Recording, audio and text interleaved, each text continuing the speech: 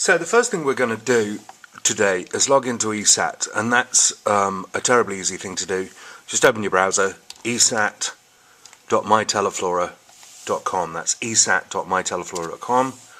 Pull up the page, and just for the purposes of this exercise, what I'll do is work on a site that we work on every day, Jenny's,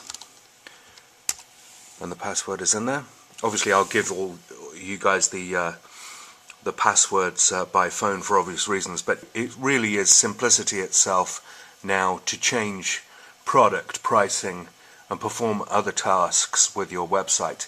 So here, if you look at website management, one of the few things that you'll be able to do is to change the pricing or status of a product, and by status I mean if it sells out, you're going to need to inactivate it.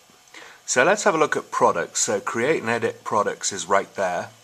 I'm going to click on that, and so we want to create or edit a Teleflora product or a McCarthy product. So let's say for the purposes of this example that it's going to be a McCarthy product.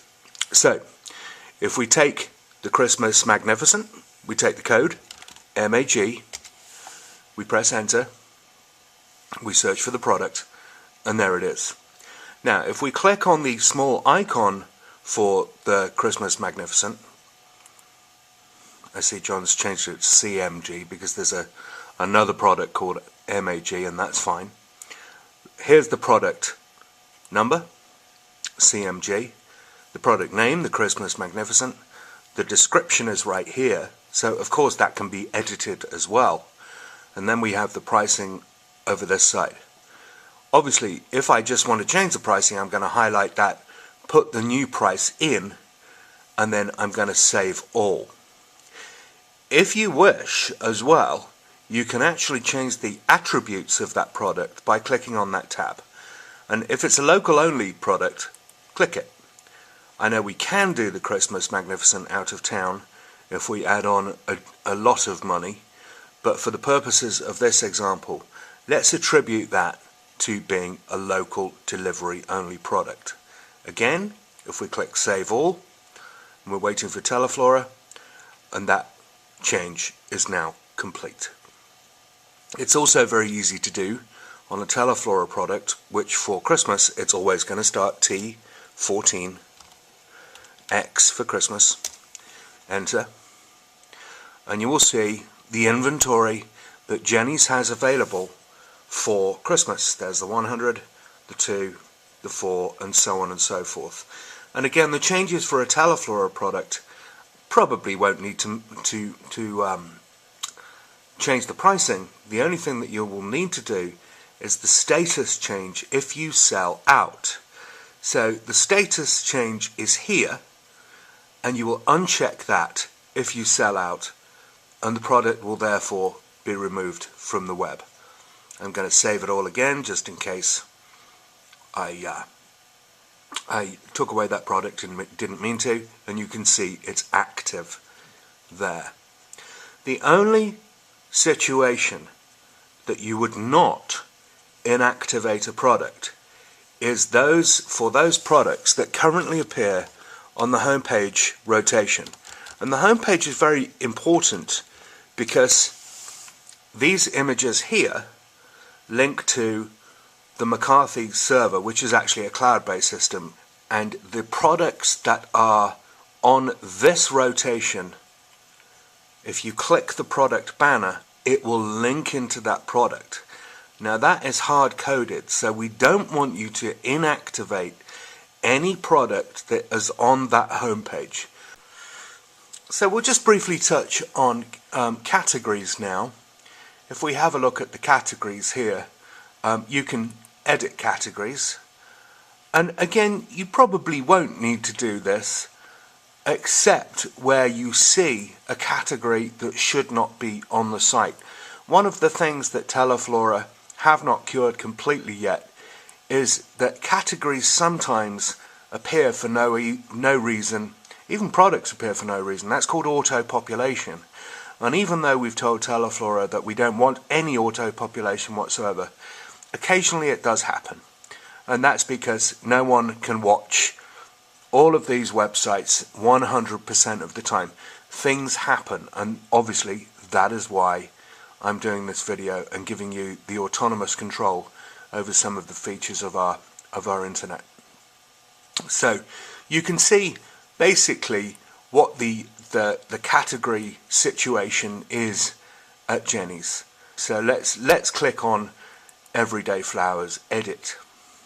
So we're going to bring up the category, and there we have Everyday Flowers as appears at Jenny's at the moment. And again, I'm not going to disturb Pat's work because she puts in the category essentially what she wants to sell, and every manager should be able to do that. But if we look at a product that we want to add, and let's say for the purposes of this example, it's a dozen roses. So we know at Jenny's, let me see, if I type in the word classic, what I should get is ULV, a classic dozen roses here. And what I can do is drag the dozen classic roses into a free cell at Jenny's. And there it is. It says no photo available. There is a photo available, it's just that it hasn't populated the system yet. If you click Save All, what will happen is your changes have been saved will appear up there. This product Hope we want to get rid of now. That's really exhausted its time. October was the time that we ran the Hope. So what we would do again is go back to products. We'd create and edit the products. Remove that. Type in Hope. And then we can see, again, there's two versions of it. It's not important, but we're going to activate. You can actually trash a product completely, and I have used that, but of course, once you trash a product completely, you can't retrieve it.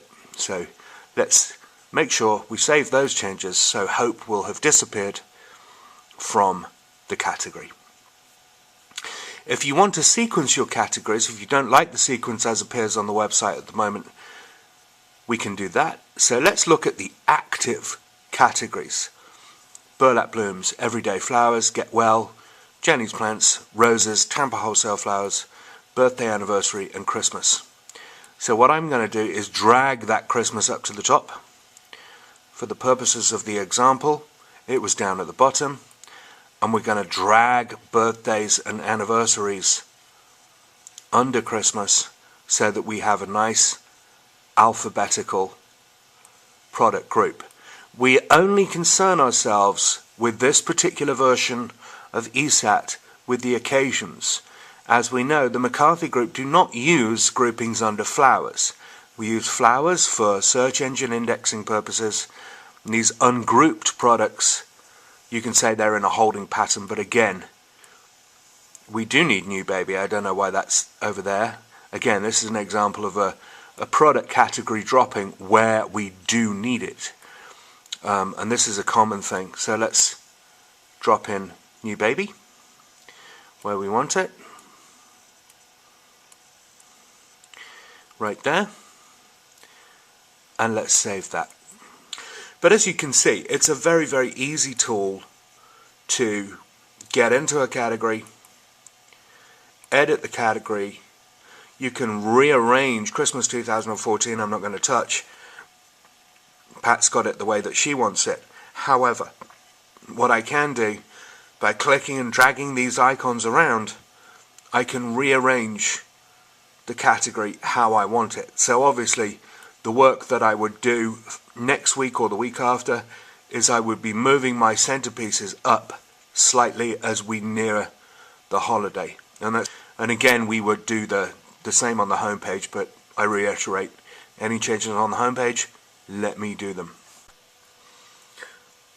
I will quickly cover delivery system, our fees, and our ability to control delivery dates. Here's our standard delivery charge for Jenny's. So the standard charge for Jenny's, $9.95, delivery fee, and the wire fee of $8.95.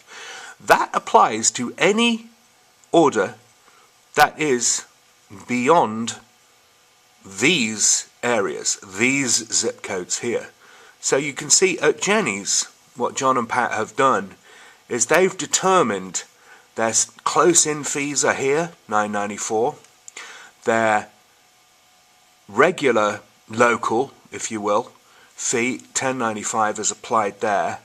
And then obviously you have, before the wire out, it's still useful for us, it still makes sense for us to deliver to these $12.95 zips before it kicks in a wire out order, which would apply these two charges here. So the dog barks, the postal lady. So going back to zip codes, you can, if you recognise that any zip code does not correlate properly with the delivery fee, you may edit that. And again, I'm not going to do it for Jenny's, but you click on edit, it will allow you to change that zip code very, very easily.